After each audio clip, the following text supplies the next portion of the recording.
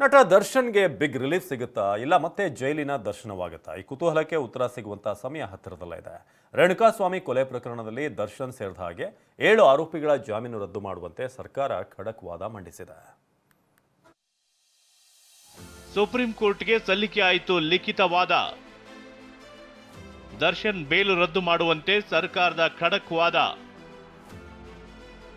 ರೇಣುಕಾಸ್ವಾಮಿ ಕೊಲೆ ಕೇಸ್ನಲ್ಲಿ ದರ್ಶನ್ ಸೇರಿದಂತೆ 7 ಆರೋಪಿಗಳಿಗೆ ಹಾಸ್ಪಿಟಾಲಿಟಿ ಕ್ಷೇತ್ರದಲ್ಲಿ ಜಾಗತಿಕ ವೃತ್ತಿಯ ಕನಸು ಇದೆಯಾ? ಜಾಗತಿಕ ಅಧ್ಯಯನ ಉದ್ಯೋಗ ಅವಕಾಶಗಳೊಂದಿಗೆ ಭಾರತದ ನಂಬರ್ 1 IIHM ನಲ್ಲಿ ಓದಿ. ಪ್ರವೇಶ ಆರಂಭವಾಗಿದೆ, ಈಗಲೇ ಸೇರಿ. ಹೈಕೋರ್ಟ್ ನೀಡಿದ ಜಾಮೀನು ರದ್ದುಪಡಿಸುವಂತೆ ರಾಜ್ಯ ಸರ್ಕಾರ ಸುಪ್ರೀಂ ಕೋರ್ಟ್ನ ಕದ ತಟ್ಟಿದೆ. ಕೋರ್ಟ್ ಸೂಚನೆಯಂತೆ ಸರ್ಕಾರ ಹಾಗೂ ಆರೋಪಿಗಳ ಪರ ವಕೀಲರು ಲಿಖಿತ ರೂಪದಲ್ಲಿ ತಮ್ಮ ವಾದವನ್ನ ನ್ಯಾಯಾಲಯಕ್ಕೆ ಸಲ್ಲಿಸಿದ್ದಾರೆ.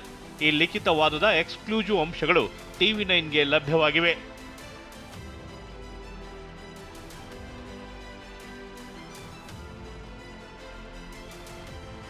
ಹೈಕೋರ್ಟ್ ಜಾಮೀನು ನೀಡುವಾಗ ಸೂಕ್ತ ಅಂಶಗಳನ್ನು ಪರಿಗಣಿಸಿಲ್ಲ ಎಂದು ವಾದಿಸಿರುವ ಸರ್ಕಾರ, ದರ್ಶನ್ ಬೆನ್ನು ನೋವಿನ ನೆಪ ಹೇಳಿ ಕೋರ್ಟ್ ವಿಚಾರಣೆಯಿಂದಲೂ ವಿನಾಯಿತಿ ಪಡೆದಿದ್ರು.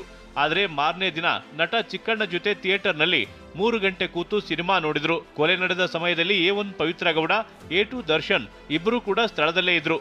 ಆರೋಪಿಗಳ ಬಟ್ಟೆಯ ಮೇಲೆ ರೇಣುಕಾಸ್ವಾಮಿ ರಕ್ತದ ಕಲೆ ಹಾಗೂ DNA ಇಂದ ರಕ್ತದ ಕಲೆ ಕೂಡ ಕನ್ಫರ್ಮ್ ಆಗಿದೆ ಎಂದು ವಾದಿಸಿದೆ. ಸರ್ಕಾರದ ಖಡಕ್ ವಾದಕ್ಕೆ ತಿರುಗೇಟು ನೀಡಲು ದರ್ಶನ್ ಪರ ವಕೀಲರು ಕೂಡ ಕೆಲವು ಪ್ರಮುಖ ಅಂಶಗಳನ್ನು ಮುಂದಿಟ್ಟಿದ್ದಾರೆ.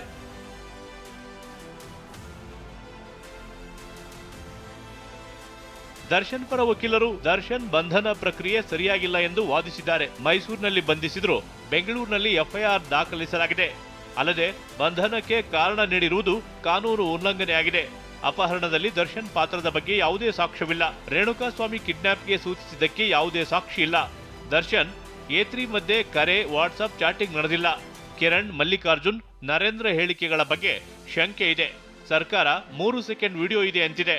ಆದರೆ ಸರ್ಕಾರದ ವಾದದಲ್ಲಿ ಯಾವುದೇ ಉರುಳಿಲ್ಲ ಎಂದು ದರ್ಶನ್ ಪರ ವಕೀಲರು ವಾದ ಮಂಡಿಸಿದ್ದಾರೆ. ಇನ್ನು A1 ಆರೋಪಿ ಪವಿತ್ರ ಗೌಡ ಪರ ವಕೀಲರು ಕೂಡ ತಮ್ಮ ಲಿಖಿತ ವಾದ ಮಂಡಿಸಿದ್ದಾರೆ. A1 ಪವಿತ್ರ ಗೌಡ ಲೈಂಗಿಕ ಕಿರುಕುಳಕ್ಕೊಳಗಾಗಿದ್ರು. ರೇಣುಕಾಸ್ವಾಮಿಯಿಂದ ಲೈಂಗಿಕ ಕಿರುಕುಳ ನಡೆದಿದೆ. ಪವಿತ್ರ ಗೌಡ ಹಾಗೂ ಇತರೆ ಆರೋಪಿಗಳ ಸಂವಹನ ನಡೆದಿಲ್ಲ. ಪ್ರಾಸಿಕ್ಯೂಷನ್ ಕ್ರಿಮಿನಲ್ ಸಂಚು ಸಾಬೀತುಪಡಿಸಿಲ್ಲ. ಶವದ ಮೇಲಿನ ಗಾಯಗಳು ಪವಿತ್ರ ಗೌಡರಿಂದ ಆಗಿಲ್ಲ. ಅಲ್ಲದೆ ಪವಿತ್ರ ಗೌಡ ಒಬ್ಬಂಟಿ ಪೋಷಕರಾಗಿದ್ದು ಮಕ್ಕಳನ್ನ ನೋಡ್ಕೋಬೇಕು. ಜೊತೆಗೆ ವಯಸ್ಸಾದ ಪೋಷಕರಿಗೆ ಆಕೆಯ ಆಧಾರವಾಗಿದ್ದಾಳೆ. A1 ಪವಿತ್ರ ಗೌಡಗೆ ಯಾವುದೇ ಕ್ರಿಮಿನಲ್ ಹಿನ್ನೆಲೆ ಇಲ್ಲ. ಮಹಿಳೆಯಾಗಿದ್ದು ಜಾಮೀನು ರದ್ದು ಕಠಿಣ ಕ್ರಮವಾಗುತ್ತೆ ಎಂದು ಪವಿತ್ರ ಗೌಡ ಪರ ವಕೀಲರು ವಾದ ಮಂಡಿಸಿದ್ದಾರೆ. ಸದ್ಯದಲ್ಲೇ ಸುಪ್ರೀಂ ಕೋರ್ಟ್ನಿಂದ ತೀರ್ಪು ಹೊರಬೀಳಲಿದ್ದು ದರ್ಶನ್ ಅಂಡ್ ಗ್ಯಾಂಗ್ ಆತಂಕದಲ್ಲೇ ದಿನ ಕಳೆದಿದೆ.